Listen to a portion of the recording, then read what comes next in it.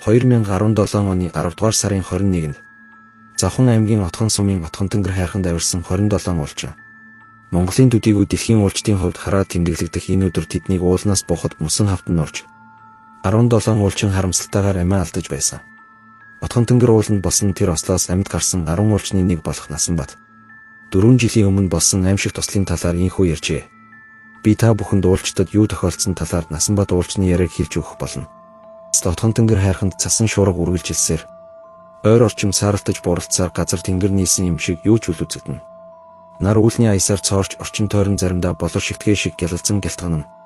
Бид яг л өвлийн өвгөн шиг цан хүүрэг савсуулан урагшилж нэгнийхээ мөр нуруунд дээрх цаас мөсийг арилгах гэж чадлынхаа хэрээр оролдоно. Үнэндээ хөлдөж өгөх шахсан бидэнд хөдлөх хүч тэнхээ үлдээгүйч. Хөдлөхгүй л бол үхэн гэдгээ мэдэж байгаа болохоор хөл гар бугуугаа чадах чинээгээрээ эргүүлж биеийнхээ жилээг гаргаж байлаа. Бид Отхон тэнгэрийн цасан шуурганд босоогоороо хонохдоо нар гарахыг л хүлээж өөртөө жаахан л төвччих. Одоо жаахан хүлээж. Нар гарах нь л үнэн гэж дахин хэлж. Хүлээсээр тэлсэн тулдаа л амьд гарсан байх. Хэрвээ тодорхойгүй зүйлийг тэгтлээ хүлээсэн бол цөхрөнгөө барж уулсын хажууд уул болсон байхыг үгүйсэхийн аргагүй. Би уулын ориглоос мандахын улаан нарыг харах дуртай. Гэхдээ тэр өглөө наранд дуртай гэдгээ бүрч илүү мэдэрсэн шиг санагдана. Хүлээх тусам үүр цайчгаад нар гарахгүй улам удаадж байх шиг санагдаж билээ. Отхон тэнгэр хайрхны өглөө яг л үлгэрт гардаг өвөл шиг сонирхсан хүмүүсийг дагуулж очиод өвөл цааст оргил иргэн тойронд сүндэрлэх уулсын оройг.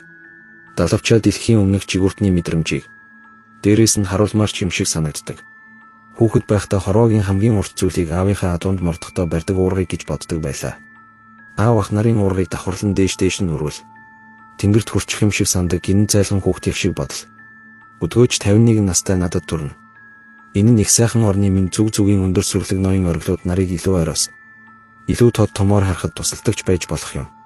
Би алтай улс болоод жижигхэн бор толгодоос өдрийн нарыг харсан. Харсаарч байх болно. Уулын ориглоос мандахын улаанаар харах дуртай маань уулчин болоход нөлөөлсөн. Гэхдээ яг тэр мөчид энэ тухай огт бодогдоогүй. Бодохч сөхөө байгаагүй дээ. Харин орчлонд байж болмооргүй хинч итгэмээргүй. Итгэж болохгүй уу гашуу харуулсал үзээд галзуурах төгсөн намайг. Ослын тухай л бодолт ийлж. Би сэтгэл минь арай үгүй байлгүй дээ гэх итгэхийн аргагүй шархандаа зовирлаж. Урагш биш арагшаа буцаад гүйчмээр тэнд цастай хамт нурсан нөхөд рүүгээ очмоор бодогдоод үнэхээр хэцүү байлаа. Гунигт автсан бид олигтой ам нээж чадахгүй ярах сонирхолгүй байсан. Гэхдээ заавал нэгнийхээ бодол санааг өөрчилж хоромж байтугай сатааруулахын тулд хэрхэн яаж буух тухай хүүдний тухай цасны тухай бусад ахуй зүйлсийн тухай үе ам нээж байлаа. Хаяахан чи миний бодож байгааг бодож байна уу гэж нэгнээсээ асууна. Бүгд ижлэхэн тийм ээ гэж хариулах нь өөрсдийгөө аргацсан өрөвдөлтэй асуулт хариулт байсан да. Яг л намрын шувууд буцахтаа нисэж чадахгүй нэгэндээ хорогдон эргэлдэж байгаад байгалийн шалгалтаар орхиод нисдэг шиг. Бид 17 нөхдөөсөө алхмаар холдож байгаадаа итгэж чадахгүй байлаа. Араас цураад биднийг дуудсаар гараад гараад ирэх юм шиг санаж эргэн харсаар уулсаас бууж явлаа. Би багаа ахалж үлдсэн болохоор улам хариуцлагатай байх ёстойг өөртөө сануулж цаг агаарын нөхцөл байдлыг харсаар уулнаас буух гэдэг амаргүй давааг үргэлжлүүлэхээр зүрх зориг шулуудсан да. Ингээд бид байрнаасаа хөдөлж цасан дээгүүр алхах мөлхөтөө өмнөх хүнийхээ гიშгсэн мөр тохиолдсон хэсэг өвдөлсөн ормыг 1 см чалдалгүй дагаж явсан юм. Уулчид уулсын оргилд байхдаа би застаггүй бүр цэрлэг төвчдөг юм. Бид ёс жаягаа алдахгүй тулд төвцээр уулын бэл буюу намдор газарт хүрээд тохиромжтой газар олж бий зассан. Тийм болохоор идэж уух зүйлсээ хүртэл тохируулж багахан хүнстэй уул руу мацдаг. Гэхдээ бидэнд идэх зүйлч байгаагүй. Байсан ч хоолоогоор давхгүй байсан биз. Ингээд бид 14 цагийн үед жолооч нар дээрээ 9 минут хүрсэн. Бид буух ёстой цагтаа буугаагүй учраас тэд бидний барааг хараад юу болов яачихсан юм бэ хэмээн орилж өдөөс гүйцээсэн. Тэд осол гарч хинээсээ салсан бэ гэдгийг биднийг хараад зөнгөөрөө мэдсэн байх. Уулнаас буугаад л манай клубын уулчин ихнэр лүү минь уцаар залгаж. Насаа бид хоёр амьд гэж хийх хүргэсэн байгаа юм. Тэгээд манай ихнэр онцгой байдлын ерөнхий газар мэдэгдэж албаныхан хэвлэлийн хурал хийж аврах бүлгийнхэн онгоцоор ирж ослын газарт ажиллаж улс даяар нэг гашуудсан да. Зарим нь гашуудхаасаа илүү биднийг харааж зөксөн байх. Бид эрлийн ажиллагаа дуустал Отхон тэнгэр хайрхны урт байгаль хамгаалагч Батмүндинд байсан. Тэдний хөл гарн хөлдсөн уулчтай эмчилж ослын хямралаас гарч чадахгүй байж сууж байлаа. Гэрт нэг орж нэг гарсаар гимтэн шиг толгоогоо унжуулцгааж хинийхэн ч амнаас үг унахгүй. Яаж чадахгүй ийм байгаадаа бачимдсан улс байсан. Тэр үед байгаль хамгаалагч Батмүнд осол гарсан шөнө ууланд гал гарсан гэж ярьж билээ.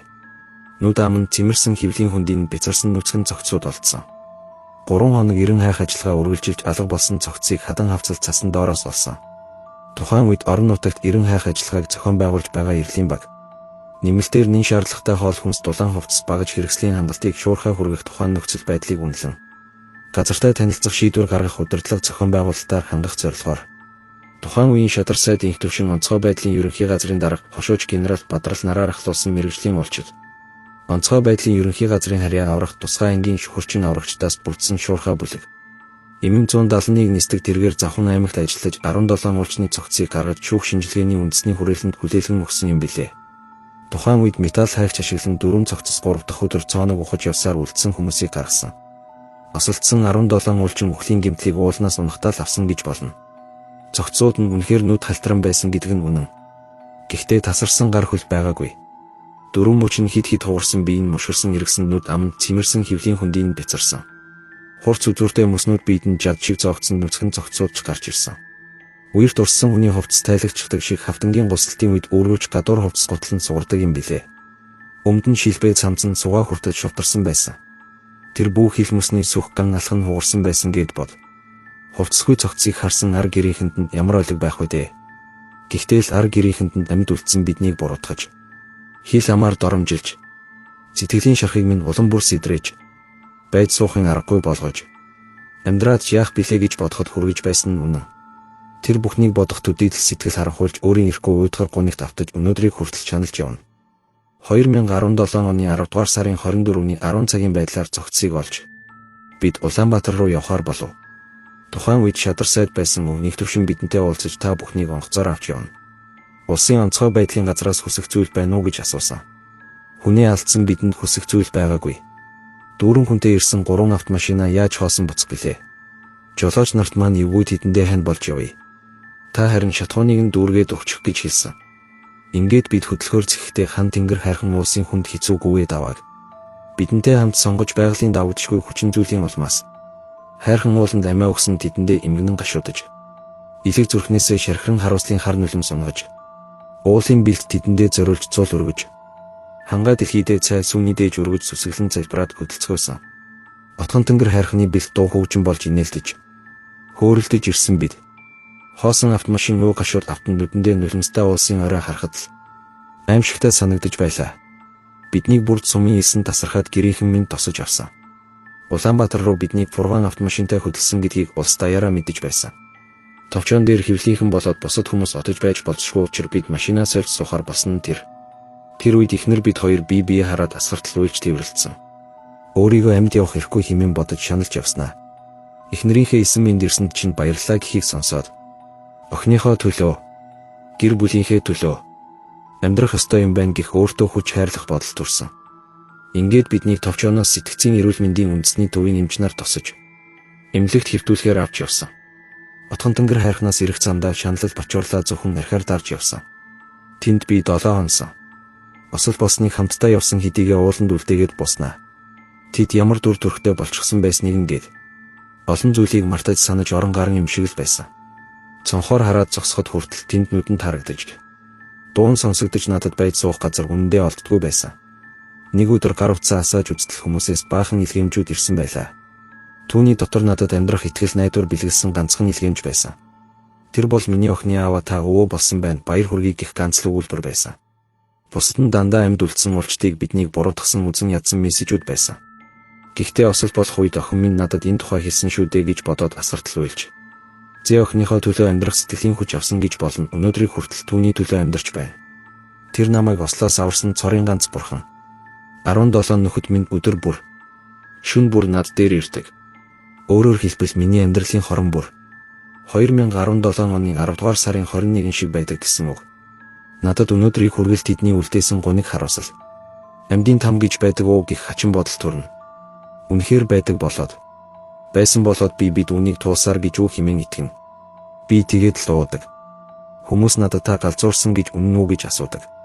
Тийм ээ, би галзуурсан бас галзуураагүй. Үүний цаана олон шалтгаан бий.